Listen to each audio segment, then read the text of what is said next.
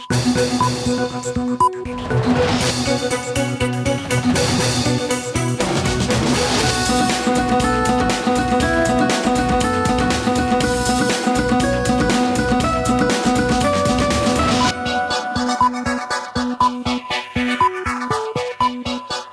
দুপুরের মাছরাঙা সংবাদে আপনাদের সঙ্গে আছি আমি ফারহানা পারভিন। শুরুতেই জানিয়ে দিচ্ছি গার্ডিয়ান লাইফ ইন্স্যুরেন্স সংবাদ শিরোনাম।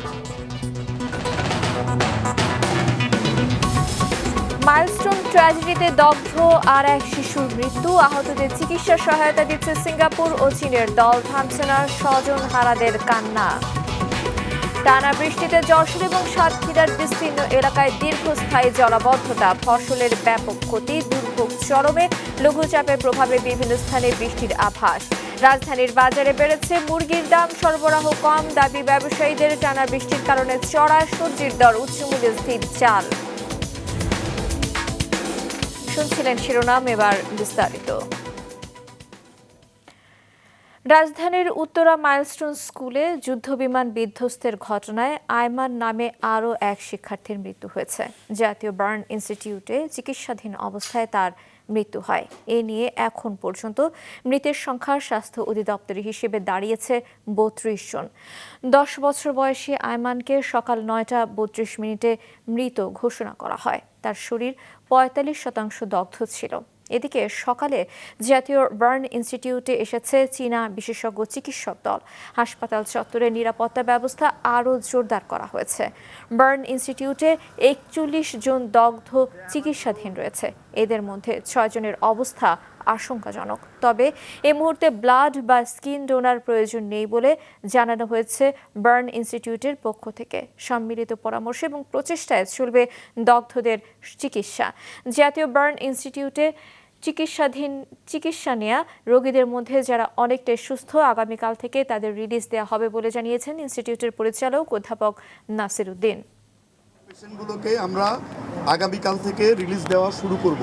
ইতিমধ্যে আজকে আমরা সকালে যে বসেছিলাম অন্তত 15 জনকে রিলিজ দেওয়ার মতো অবস্থানে আসছে, কিন্তু আমরা এটাকে পর্যায়ক্রমিকভাবে দিব।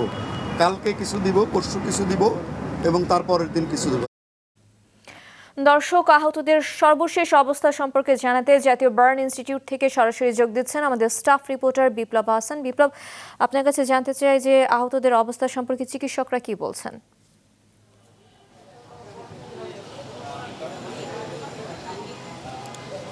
ফারহানা, এই আসলে বিপদের সময়, এই কষ্টের সময় কিছুটা সুখবর আজকে ডাক্তার একটু দিয়েছেন যে কিছু যেমনটা আপনিও বলছিলেন যে 15 জন অনেকটাই সুস্থ যাদেরকে রিলিজ দেওয়া যেতে পারে, এবং সেটি তারা ডাক্তাররা যেমন বলছে যে আগামীকাল থেকে হয়তো সেই রিলিজটা দেবে। তবে একবারে 15 জনকে নয়, ধারাবাহিকভাবে দেবে, এটি একটা সুসংবাদ ছিল। এবং বলছিল যে বিশেষ করে যে 6 জন একদম ক্রিটিক্যাল অবস্থায় আছে তাদের ব্যাপারে বলছে যে বিদেশি ডাক্তার তারা বেশ পর্যবেক্ষণে তাদের রেখেছে। তবে তারা এখন পর্যন্ত কোনো মতামত দেয়নি যে তাদের দেশের বাইরে চিকিৎসা করানো হবে কিনা। তবে বলা হচ্ছে যে তাদের আরও কিছুদিন এখানে দেখবে, যদি কিছুটা উন্নতি হয় তাকে বিদেশে নিয়ে যাওয়ার জন্য সেরকম পরিবেশ হয় এবং পরিবার থেকে যদি সমর্থন দেয় তখন হয়তো নিয়ে যাওয়া হবে। তবে এখনও বলেছে যে এভাবে চিকিৎসা হচ্ছে, এখানে ঠিকঠাক চিকিৎসা হচ্ছে। বিদেশি যারা পরামর্শক রয়েছে তারা কিন্তু এমনটা বলেছে। সব কিছু মিলিয়ে বলা যায় যে এখন পর্যন্ত এখানে 41 জন এই বার্ন ইউনিটের, জাতীয় বার্ন ইউনিটে সেখানে চিকিৎসাধীন রয়েছে। সব কিছু মিলিয়ে বলছে যে হয়তো খুব দ্রুতই একটা ফলাফল আসতে পারবে যে এই 6 জনের ব্যাপারে। বুঝতে পেরেছি সেখানকার অবস্থা। অসংখ্য ধন্যবাদ আপনাকে। দর্শক, বার্ন ইনস্টিটিউট থেকে বিমান বিধ্বস্তের ঘটনায় আহতদের সম্পর্কে জানাচ্ছিলেন বিপ্লব আহসান। এদিকে মাইলস্টোন স্কুল অ্যান্ড কলেজে যুদ্ধবিমান বিধ্বস্তের ঘটনায় এখনও নিখোঁজ রয়েছেন 3 শিক্ষার্থী এবং 2 অভিভাবক। সবশেষ এ তথ্য জানিয়েছে স্কুল কর্তৃপক্ষ। মাইলস্টোন স্কুল অ্যান্ড কলেজের শিক্ষার্থী উমায়ের নূর আসফিক, বোরহান উদ্দিন বাপ্পি এবং মাহিদ হাসান আরিয়ানের সমাধিতে শ্রদ্ধা নিবেদন করেছেন বাংলাদেশ বিমান বাহিনী প্রধান air chief marshal Hasan Mahmud Khan. সকালে দিয়াবাড়ি তারাটেক মেইন রোডে তাদের পারিবারিক কবরস্থানে মোনাজাতে অংশ নেন তিনি। এ সময় বিমান বাহিনী প্রধান এবং তার সহধর্মিণী বাফর সভানেত্রী সালেহা খান নিহত 3 শিশুর পরিবারকে সান্ত্বনা দেওয়ার জন্য তাদের বাসায় যান। বিমান বাহিনীর যে কোনো প্রয়োজনে নিহত আহতদের পরিবারের পাশে থাকার প্রতিশ্রুতি দেন। পরে রাজাবাড়ী পুকুরপাড় এলাকায় আরও এক পরিবারের কাছে যান বিমান বাহিনী প্রধান। এদিকে আজ উৎসুক জনতা স্কুলের সামনে ভিড় করেন। দর্শক, মাইলস্টোন স্কুল অ্যান্ড কলেজ প্রাঙ্গণ থেকে সেখানকার অবস্থা সরাসরি জানাচ্ছেন আমাদের স্টাফ রিপোর্টার দাউদ হাসান। দাউদ, স্কুলের সর্বশেষ সার্বিক পরিস্থিতি কেমন দেখতে পাচ্ছেন আপনি?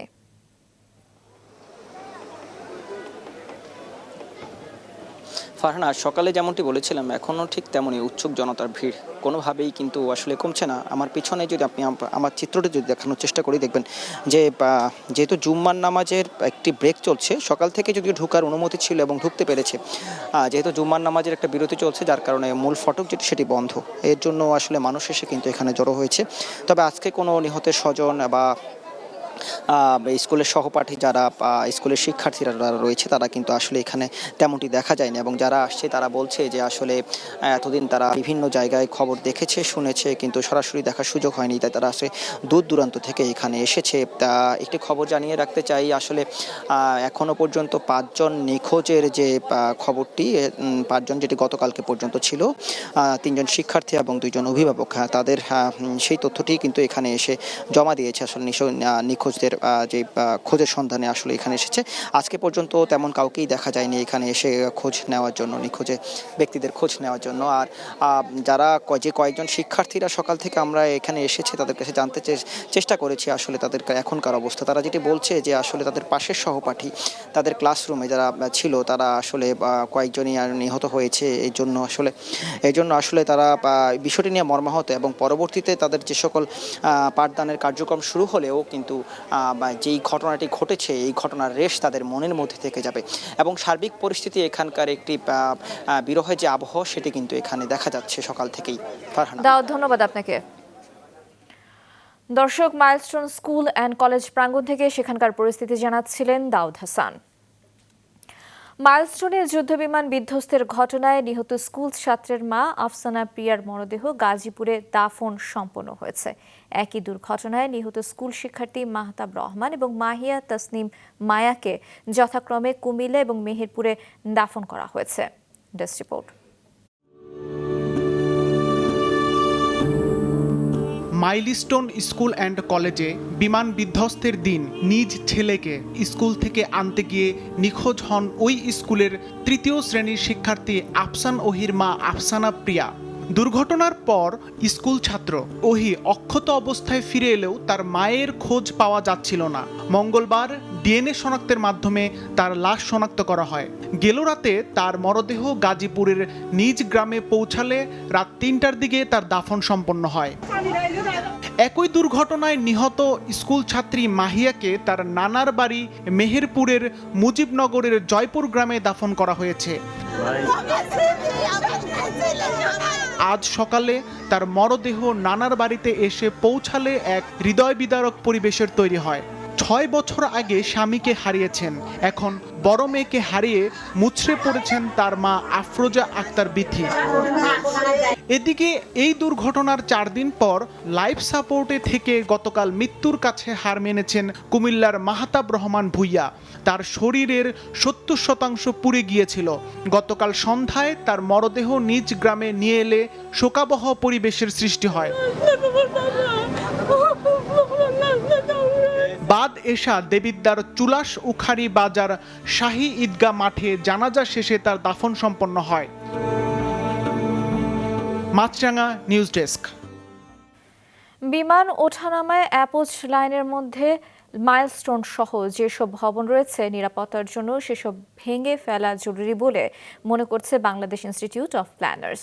সকালে রাজধানীতে সংবাদ সম্মেলনে প্রতিষ্ঠানটি ফ্লাই জোনের মধ্যে ভবন নির্মাণের সুযোগ কারা দিল তারা খতিয়ে দেখার আহ্বান জানান। এ বিষয়ে এখনই পদক্ষেপ না নিলে সামনেও বিমান দুর্ঘটনার ঝুঁকি রয়েছে বলেও জানান তারা। জনবহুল এলাকায় প্রশিক্ষণ বিমান চালানো বন্ধ করার উপরও জোর দেন তারা। এই ফ্লাই জোনের পথে যত ধরনের অ্যাসেম্বলি বিল্ডিং আছে, স্কুল আছে, এডুকেশন ইনস্টিটিউশন আছে, সবগুলোকেই এখান থেকে সরাতে হবে। না সরালে ভবিষ্যতে যদি দুর্ঘটনা হয় আবার এই ধরনের আমাদেরকে মৃত্যুর মিছিল বাড়বে। টানা বৃষ্টিতে দীর্ঘস্থায়ী জলাবদ্ধতার কবলে পড়েছে যশোর এবং সাতক্ষীরার বিস্তীর্ণ এলাকা। দিনের পর দিন পানিতে ডুবে রয়েছে আমন বীজতলা সহ বিভিন্ন সবজির ক্ষেত। এতে দেখা দিয়েছে গোড়া পচা সহ নানা রোগবালাই। বাড়িঘর থেকে পানি না সরায় চরম দুর্ভোগে পৌঁছেছে দুর্গত এলাকার মানুষ। বিঘ্নিত হচ্ছে লেখাপড়া। যশোর রিপোর্টার রাহুল রায়ের পাঠানো তথ্য এবং ছবিতে ডেস্ক রিপোর্ট। চলতি মাসের শুরু থেকেই থেমে থেমে বৃষ্টি হচ্ছে যশোরে। এতে জেলা সদর উপজেলার বাড়িনগর, চূড়ামনকাটি, লেবুতলা সহ বিভিন্ন এলাকার সবজি এবং অধিকাংশ উপজেলার ধানের ক্ষেত জলাবদ্ধ হয়ে পড়েছে। পানিতে ডুবে থাকায় গাছে গোড়াপচা রোগ দেখা দিয়েছে। নষ্ট হয়ে গেছে অনেক বীজতলা। কৃষি বিভাগের তথ্যমতে পানিতে জেলার ৩,১৯১ হেক্টর ফসল ক্ষতিগ্রস্ত হয়েছে। এতে বিপাকে পড়েছেন কৃষকরা। টানা 4-5 দিন বর্ষায় আমাদের ব্যাপক ক্ষয়ক্ষতি হয়েছে। ধান আমরা কিভাবে লাগাবো কোনো পরিস্থিতি আমরা খুঁজে পাচ্ছি না। এবছর আমাদের শাকসবজি যা লাগানো ছিল ওই একই অবস্থা। যে কোনো আবাদ করেছি সব আবাদগুলো নষ্ট হয়ে গেছে। সার দিলাম, ইউরিয়া, টিএসপি, পটাশ, সালফার দিলাম, এগুলো আছে তোমার পানিতে ধুয়ে চলে গেছে। তরি তরকারি, শাক সবজি, তারপরে ধানের বীজ রোপণ, এগুলো সব একাধারে অনাগত বৃষ্টিতে তলিয়ে গেছে। সংকট কাটাতে জলাবদ্ধ এলাকা থেকে দ্রুত পানি নিষ্কাশন সহ নানা পরামর্শ দিয়েছে জেলা কৃষি সম্প্রসারণ অধিদপ্তর। অতি বৃষ্টির কারণে কিছু কিছু সবজির ক্ষেত অবশ্যই নষ্ট হয়েছে। সেগুলোতে আমাদের কৃষকদেরকে আমরা পরামর্শ দিচ্ছি, যেগুলো আগাম শীতকালীন জাত আছে বা আগাম যেগুলো জাত আছে, আর্লি যে জাতগুলো আছে সেগুলো আমরা প্রতিস্থাপন করার। এদিকে সাতক্ষীরা পৌরসভার 9টি ওয়ার্ড, পুলিশ লাইন্স সহ জেলা সদর উপজেলা তালা, কলারোয়া, দেবহাটা ও আশাশুনির বিস্তীর্ণ এলাকা জুড়েও অথই পানি। ফসলের ক্ষেত ক্ষতিগ্রস্ত হওয়ার পাশাপাশি ভেসে গেছে বহু মাছের ঘের। বাড়িঘরে পানি থাকায় চরম দুর্ভোগ পোহাচ্ছেন মানুষ। অনেক শিক্ষা প্রতিষ্ঠানে পানি থাকায় ব্যাহত হচ্ছে পাঠদান। সুপেয় পানির সংকট চরমে পৌঁছেছে। আমাদের এখানে এত জল যে আমাদের এখানে যে স্কুলে যাওয়া হয় না, এখান থেকে যেতে গেলে আমাদের বই খাতা পুরো ভিজে যায়।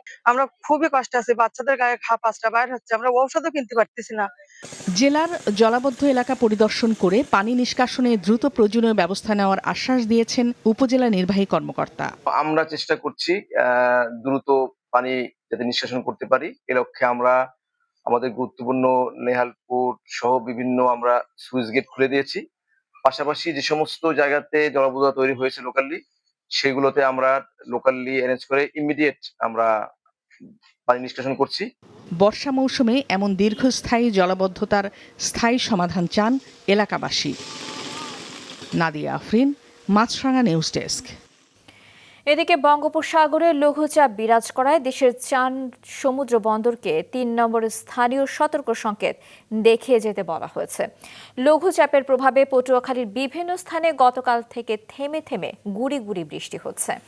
সাগর উত্তাল থাকায় সাগরে অবস্থানরত সকল মাছ ধরার ট্রলার সমূহকে উপকূলের কাছাকাছি থেকে সাবধানে চলাচল করতে বলা হয়েছে। গতকাল থেকে নোয়াখালীতে বজ্রসহ বৃষ্টিপাত হওয়ায় বেড়েছে জলাবদ্ধতা। হাতিয়ায় নৌযান চলাচল বন্ধ ঘোষণা করা হয়েছে। ভোলা থেকে লক্ষ্মীপুর, মনপুরা, ঢাকা সহ 10 রুটে যাত্রীবাহী লঞ্চ এবং সি ট্রাক ও ভোলা লক্ষ্মীপুর নৌরুটে ফেরি চলাচল বন্ধ করে দেওয়া হয়েছে। দেশ গড়তে জুলাই পদযাত্রা কর্মসূচির অংশ হিসেবে আজ সুনামগঞ্জ গিয়েছেন জাতীয় নাগরিক পার্টির কেন্দ্রীয় নেতারা। গত রাত 10:30টার দিকে হবিগঞ্জ থেকে সুনামগঞ্জ পৌঁছান তারা। দুপুরে শহরের কেন্দ্রীয় মসজিদে নামাজ শেষে সেখান থেকে পদযাত্রা শুরু করেছেন। সেখান থেকে শহরের আলতাফ স্কোয়ারে যাওয়ার কথা রয়েছে এনসিপির কেন্দ্রীয় এবং স্থানীয় নেতাদের। পরে সেখানে পথসভা করবেন তারা। এনসিপির পদযাত্রা এবং পথসভাকে কেন্দ্র করে শহরের নিরাপত্তা ব্যবস্থা জোরদার করা হয়েছে। রাজধানীর বাজারে 15 দিনের ব্যবধানে কেজিতে 10 থেকে 40 টাকা পর্যন্ত বেড়েছে সব ধরনের মুরগির দাম। বেড়েছে সবজি সহ কিছু পণ্যের দাম। রিপোর্ট করছেন রায়হান শোভন। রাজধানীর কারওয়ান বাজারে 2 সপ্তাহ আগেও প্রতি কেজি সোনালী মুরগি বিক্রি হয়েছে 280 টাকায়। আর আজ তা বিক্রি হচ্ছে 300 থেকে 320 টাকা দরে। অর্থাৎ 15 দিনের ব্যবধানে এই জাতের মুরগির দর বেড়েছে 20 থেকে 40 টাকা পর্যন্ত। এছাড়া ব্রয়লার 135 টাকা থেকে বেড়ে সর্বোচ্চ 160 টাকা দরে বিক্রি হতে দেখা গেছে। বাজার একটু বাড়তি, মাঝখানে তো ঈদের পর তো কম ছিল, এখন একটু বাড়তির দিকে। 200 টাকা কেজি ছিল সোনালী মুরগি, ব্রয়লার ছিল 100-120 টাকা। তখন ওই ছোটখাটো খামারগুলো যেগুলো ছিল সব বন্ধ হয়ে গেছে। আমরা বেশি দামে কিনলে তো আমরা বেশি দামে বিক্রি করবো। এদিকে টমেটো, গাজর, বেগুন, করলা সহ অন্তত 8 ধরনের সবজির দর 15 দিনের ব্যবধানে বেড়েছে 10 থেকে 20 টাকা পর্যন্ত। মোটামুটি সব সবজি কিনতেই ক্রেতাদের গুনতে হচ্ছে 40 থেকে সর্বোচ্চ 80 টাকা পর্যন্ত। গেল সপ্তাহে কাঁচামরিচের ঝাঁজ কিছুটা কমলেও এই সপ্তাহে 30 টাকা পর্যন্ত বেড়ে বিক্রি হচ্ছে 180 টাকায়। সবজি বাজার একটু বেশি, অনেকদিন যাবতীয় এখনো কমে নাই। কাঁচা সবজির ভিতরে দুইটা পণ্যের দাম হচ্ছে টমেটো, একটা হলো চায়নার গাজর। দুইটা পণ্য হচ্ছে বাইরের, এই দুইটার দাম একটু বেশি। আর দেশের যেগুলো এগুলো সব লিমিটের ভিতরেই আছে। এদিকে নতুন করে না বাড়লেও 1.5 মাসের বেশি সময় ধরে উচ্চ মূল্যে স্থির আছে সব ধরনের চালের দর। বাজারের প্রতি কেজি মিনিকেট 78 থেকে 82 টাকায় বিক্রি হচ্ছে। নাজির বিক্রি হচ্ছে 75 থেকে 85 টাকা কেজিতে। আটাশ 58 থেকে 60 আর স্বর্ণা 55 থেকে 56 টাকায়। ব্যবসায়ীরা বলছেন 1.5 মাসের ব্যবধানে প্রতিটি চালের দামই বেড়েছে 7 থেকে 8 টাকা পর্যন্ত। বড় মিলারদের কাছে জিম্মি হয়ে পড়েছে খুচরা ব্যবসায়ীরা, বলছেন তারা। এ কারণেই পর্যাপ্ত মজুদ থাকার পরও বাড়তি চালের দর। তো 100 টাকা ডিফারেন্স বস্তার প্রতি, কারণ এটা 3200 টাকা দিয়ে নিছিলাম আমি ঈদের আগে।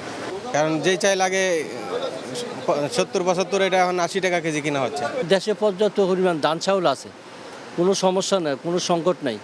কিন্তু বড় বড় মেলের কারণে, বড় বড় কোম্পানিদের কারণে, এদের কারণে বাজারটা বাড়তি। আর আগের দরেই স্থির আছে আদা রসুনের দাম। প্রতি কেজি আদা বিক্রি হচ্ছে 120 টাকা আর রসুন 240 টাকায়। রায়হান শোভন, মাছরাঙা সংবাদ, ঢাকা।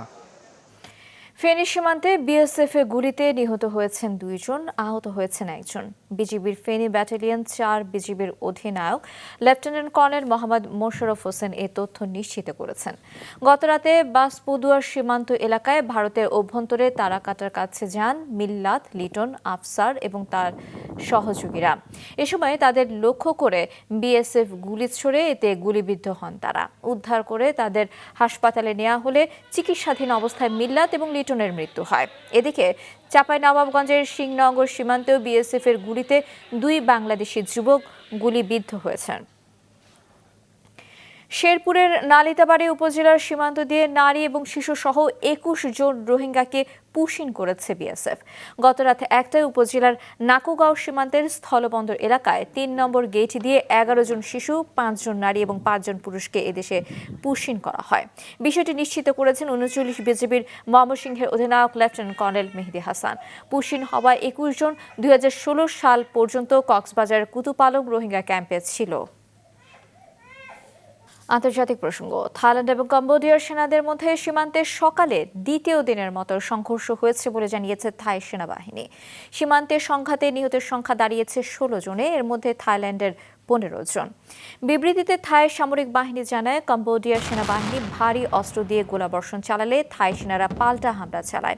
1 লাখের বেশি বাসিন্দাকে নিরাপদ স্থানে সরিয়ে নিয়েছে থাইল্যান্ড। অন্যদিকে এই হামলাকে বেপরোয়া এবং নৃশংস সামরিক আগ্রাসন হিসেবে আখ্যা দিয়েছেন কম্বোডিয়া। সংঘাত নিয়ে আজ জাতিসংঘের নিরাপত্তা পরিষদে বৈঠক অনুষ্ঠিত হওয়ার কথা রয়েছে।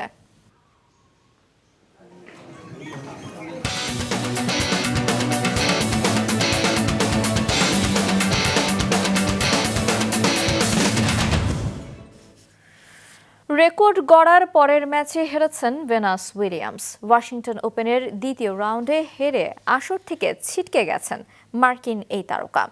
ওয়াশিংটন ওপেনে প্রথম রাউন্ডে জিতেছিল ভেনাস, সঙ্গে রেকর্ড গড়েছিলেন 21 বছরের ব্যবধানে সবচেয়ে বেশি 45 বছর বয়সে WTA সিঙ্গলস ম্যাচ জেতার। তবে জয়ের ধারা রাখতে পারেননি 7টি গ্র্যান্ড স্লাম জয়ী এই তারকা। আসরের দ্বিতীয় রাউন্ডে পোল্যান্ডের ফ্রসের বিপক্ষে সরাসরি সেটে 6-2, 6-2 গেমে হারেন ভেনাস। এর আগে এই আসরে US ওপেন জয়ী তারকাদের মধ্যে ম্যাচ জিতেছেন এমা রাদুকানু। ব্রিটিশ এই খেলোয়াড় জেতেন 6-4, 6-2 গেমে, হারান জাপানের নাওমি ওসাকাকে।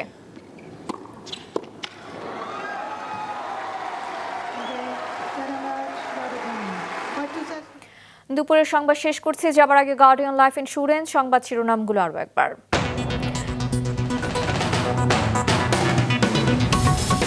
মাইলস্টোন ট্র্যাজেডিতে দগ্ধ আর এক শিশুর মৃত্যু, আহতদের চিকিৎসা সহায়তা দিচ্ছে সিঙ্গাপুর ও চীনের দল, থামছে না স্বজনহারাদের কান্না। টানা বৃষ্টিতে যশোর এবং সাতক্ষীরার বিস্তীর্ণ এলাকায় দীর্ঘস্থায়ী জলাবদ্ধতা, ফসলের ব্যাপক ক্ষতি, দুর্ভোগ চরমে, লঘুচাপের প্রভাবে বিভিন্ন স্থানে বৃষ্টির আভাস। রাজধানীর বাজারে বেড়েছে মুরগির দাম, সরবরাহ কম, দাবি ব্যবসায়ীদের। টানা বৃষ্টির কারণে চড়া সবজির দর, উচ্চ মূল্যে স্থির চাল। এছাড়া এখনকার মতো ফেসবুকে আপডেট পেতে ভিজিট করুন মাছরাঙা টেলিভিশনের পেজে, ইউটিউব চ্যানেলেও দেখতে পারেন আমাদের সংবাদ প্রতিবেদন এবং অনুষ্ঠান। আমাদের পরবর্তী সংবাদ বিকেল 5টায় দেখার আমন্ত্রণ।